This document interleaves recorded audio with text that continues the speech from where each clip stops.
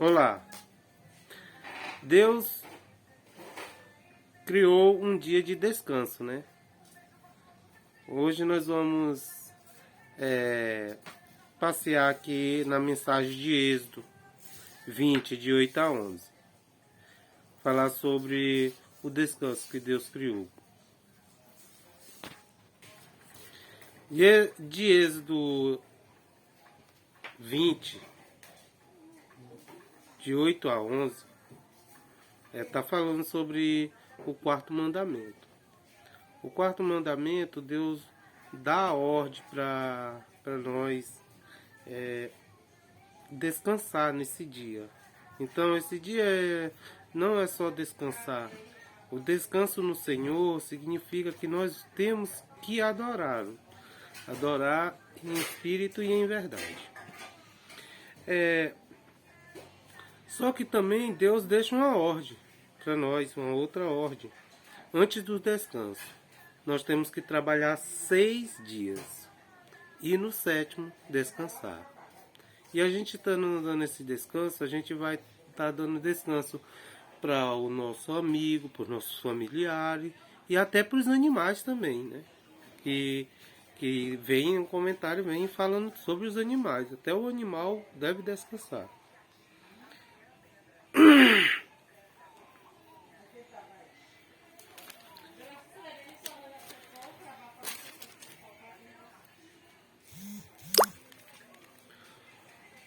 O primeiro capítulo do livro de Gênesis nos mostra o vislumbre da criação do planeta.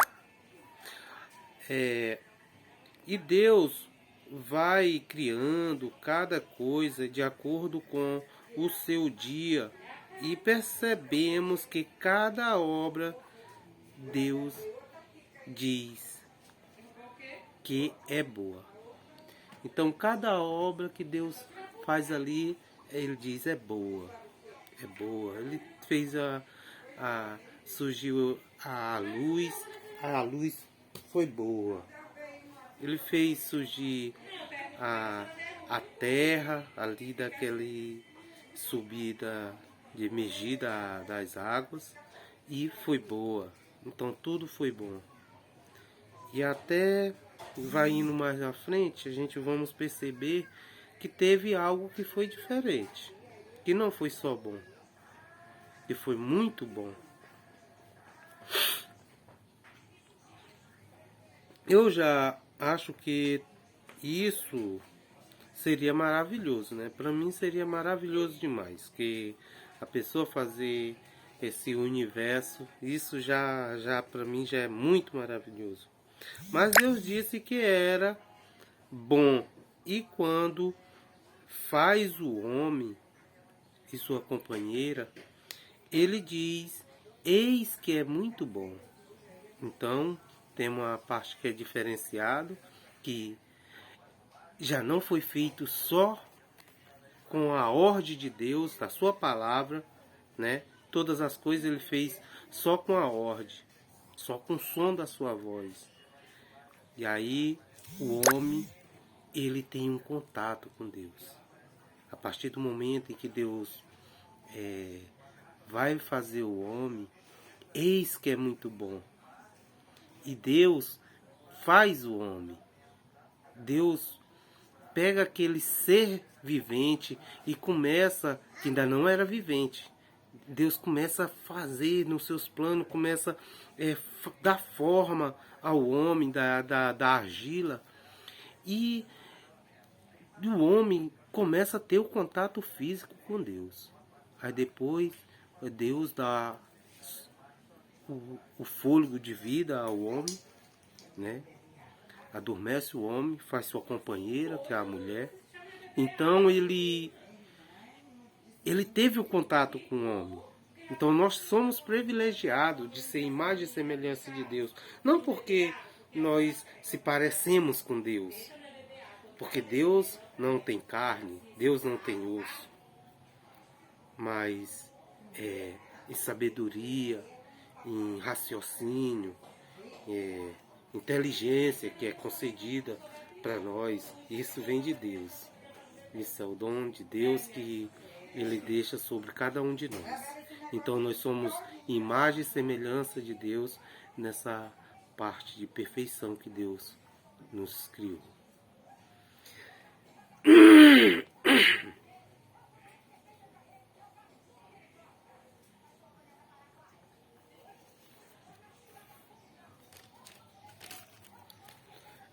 Aqui em Gênesis, no verso 1, no verso 26 e 27 do capítulo 1, tem muita pernilongo aqui, viu? Muita muriçoca.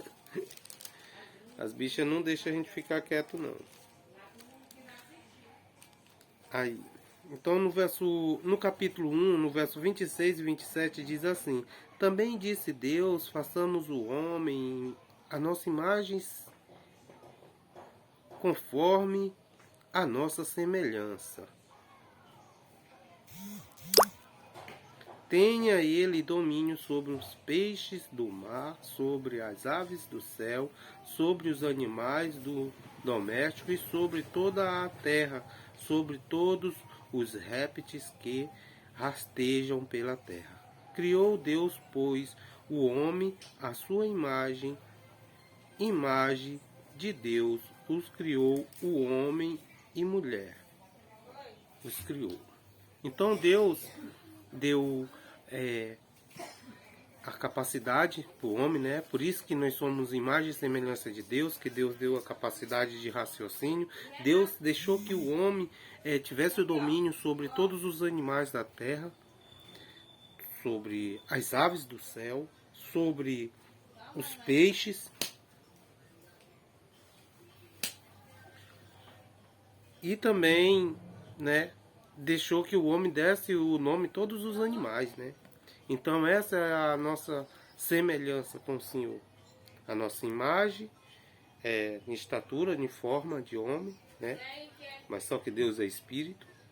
E a nossa semelhança com Deus, que é o nosso raciocínio, nossa capacidade de pensar, nossa inteligência.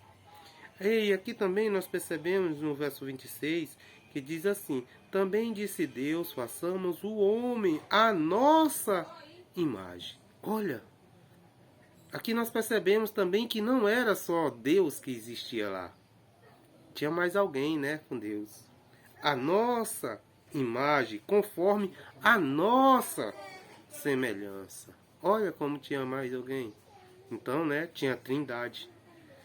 Pai, Filho e o Espírito Santo. Então, tinha eles três, né? No momento da forma. Jesus Cristo estava lá no início. Também aqui no capítulo 2, eu vou dar uma olhadinha aqui no capítulo 2. É muito interessante. Eu gosto de observar logo cada detalhezinho, que é para a gente ficar bem a paz. No verso 21 do capítulo 2 diz assim: Então o Senhor Deus fez cair pesado sono sobre o homem, e este adormeceu. Tomou uma das costelas e fechou o lugar com carne. Verso 22. E a costela que o Senhor Deus tomara ao homem, transformou uma mulher e lhes trouxe.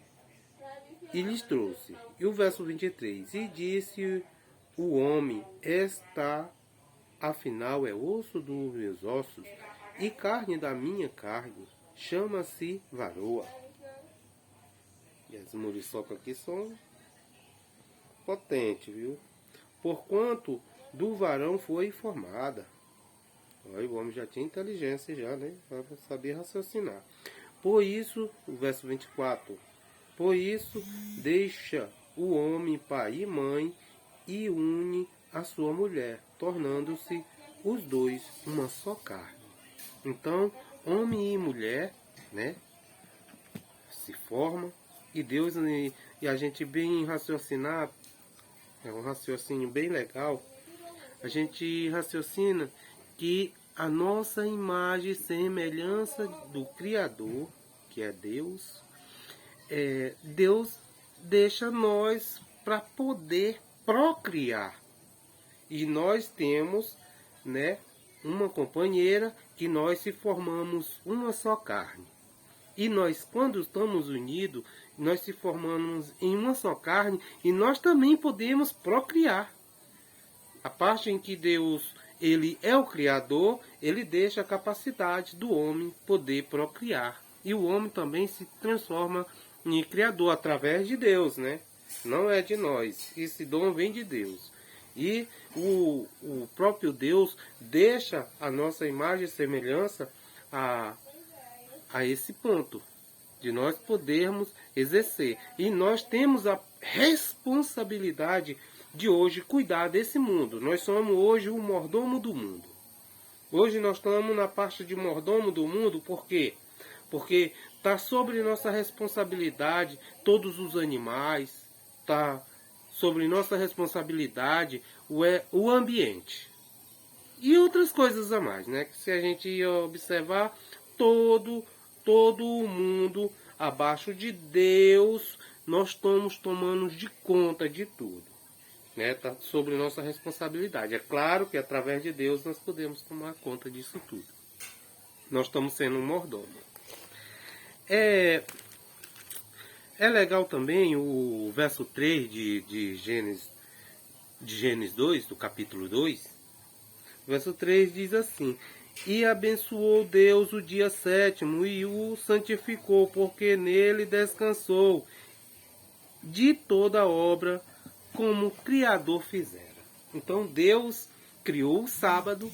Claro que Deus não estava cansado. Claro que Deus não se cansa. E claro também que o homem não estava cansado.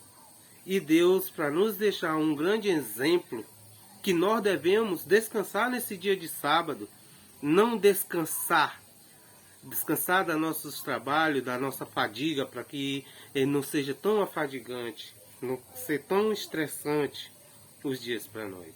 Então Deus deixa o dia de sábado para que nós possamos abençoar e santificar. Que a partir do momento que eu estou abençoando e descansando, santificando no sábado, eu estou dizendo que eu necessito de Deus. A partir do momento que eu disser que eu não preciso guardar o sábado, eu estou dizendo que Deus tem as coisas dele lá que eu não concordo. Então eu tenho por direito de cumprir essa ordem que o Criador fizera, que o Criador deixara para mim. Então, cada um de nós podemos e temos o direito de trabalhar 6 dias e descansar no 7º dia. E a partir do momento que nós descansar, nós vamos santificar e abençoar. Porque Deus fez isso. E Deus não estava cansado e Deus não se cansa. E o homem não estava cansado e o homem não tinha trabalhado. Então, o homem foi feito no 6º dia e no 7º dia ele já teve que ir adorá-lo, o Senhor, e descansar. Né? Então, Deus já nos deixa um grande exemplo aí no verso 3, né? do capítulo 2 de Gênesis. Pois ia criando todas as coisas Deus e viu que era boa.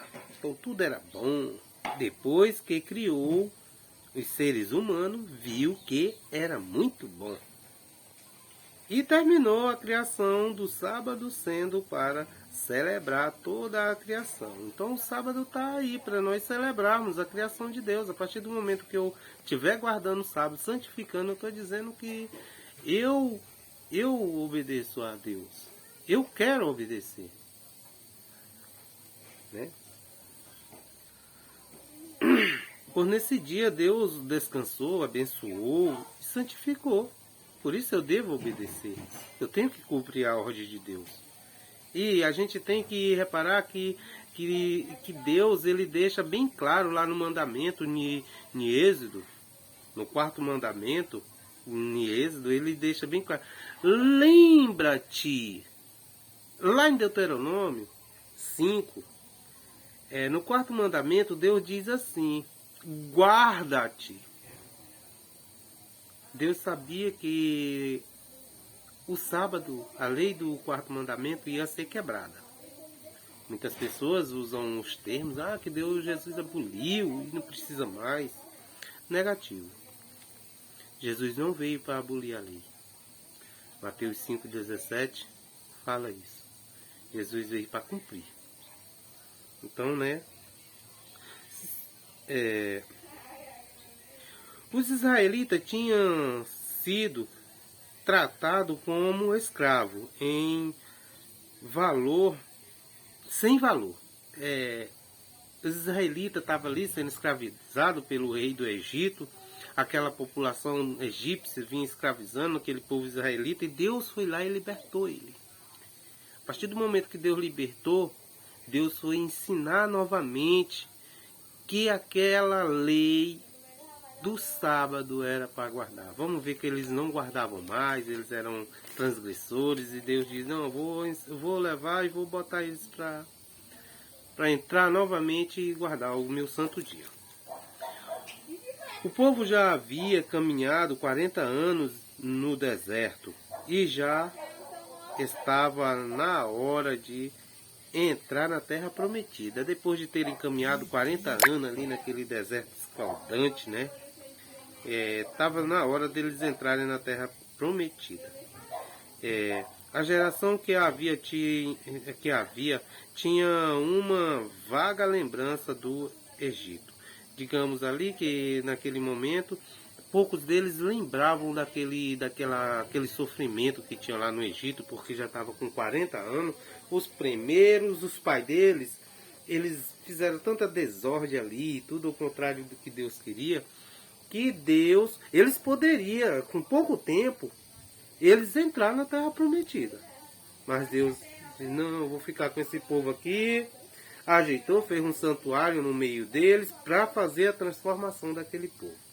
Logo de início, Deus, eu acho que com um mês e pouco, após acabar o alimento que eles tinham levado, eles foram necessário Deus dar o alimento para eles. E aí Deus derramava o maná. Aquele povo começaram a murmurar.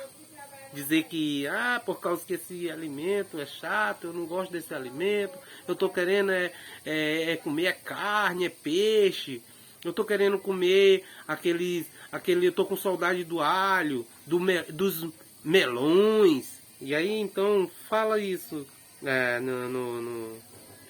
aqui no Alcorão. Então ali quando eles estão naqueles comentários, Moisés, ele foi obrigado a estar se humilhando para aquele povo. Então Deus viu aquilo que eles ficavam falando. Ele estava falando, não era por Moisés. Ele estava ao contrário de Deus. Então Deus o reprime o povo. E diz, Moisés, então esse povo aí, eu vou dar carne para eles. E aí Deus fez com que viessem as codornas. E quando veio aquelas codornas, e muitos deles comeram, milhares deles morreram, né? Quando veio uma certa, como se diz, uma certa maldição sobre aquele povo, que eles morreram, muitos deles até com carne na boca, né? Por estar murmurando contra Deus. E aí passou aquele povo que foi se passando, se acabando, e eles foram morrendo, então ficou a geração deles. Então estava na hora de eles entrar na terra prometida. Deus coloca também 12 espias para irem lá para vigiar aquela terra por onde eles tinham que invadir. E aí muitos daqueles espias, foram 10 espias, voltaram e ficaram, por causa que nós não podemos entrar, por causa que ficaram botando queixa. Isso aí foi uma das coisas também que prolongou, tardou a entrada deles na terra prometida. Porque foi Caleb e Josué foram os únicos dos 12 que ficaram otimistas para poder entrarem na terra prometida. Mas por causa dos outros 10, não puderam entrar ainda. Né? Então passou 40 anos para que eles pudessem entrar. E aí nós vamos chegar aqui em Êxodo 16, de 14 a 31. Eu não vou ler tudo para que não fique muito longo, mas eu vou dar uma explicaçãozinha aqui sobre essa questão.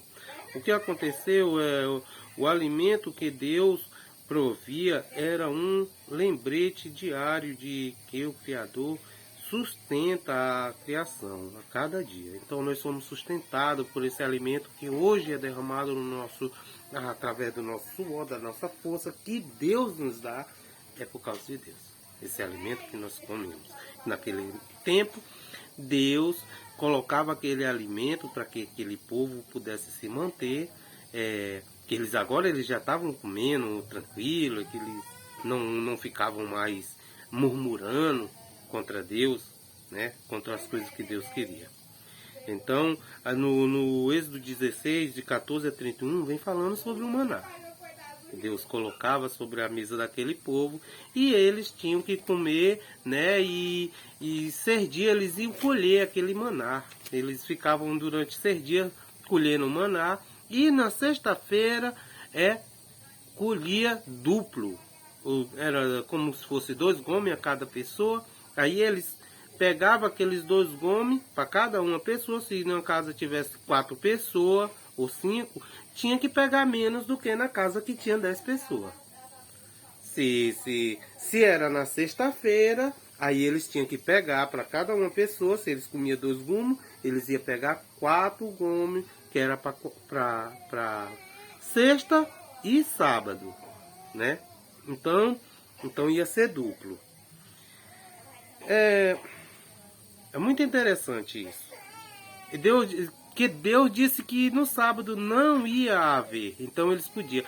Veja só também uma coisa interessante do milagre que acontecia, porque no meio da semana, se ele escolhesse duplo, eles vou pegar aqui para mim hoje e para amanhã. Aquele que ele pegou para amanhã ia se estragar com a quentura da temperatura do sol quente. A temperatura do sol ia fazer com que aquele maná derretesse e ficasse fedendo. Aí, se tivesse abafado, criava até bicho, né? Que a Bíblia fala também isso. E aí, o que acontecia? Na sexta-feira era o grande milagre. Eles pegavam para sexta e para sábado, porque sábado Deus não colocava. Então, sábado é o dia do Senhor.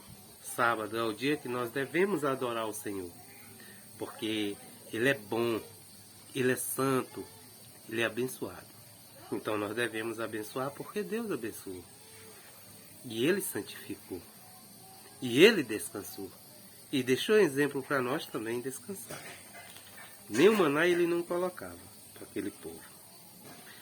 E fico aqui com esse vídeo. Não posso deixar ele muito comprido para que as pessoas não fiquem muito chateadas assistindo e acabar não assistindo. Eu peço que você deixe o like e depois vai aparecer mais vídeo para você.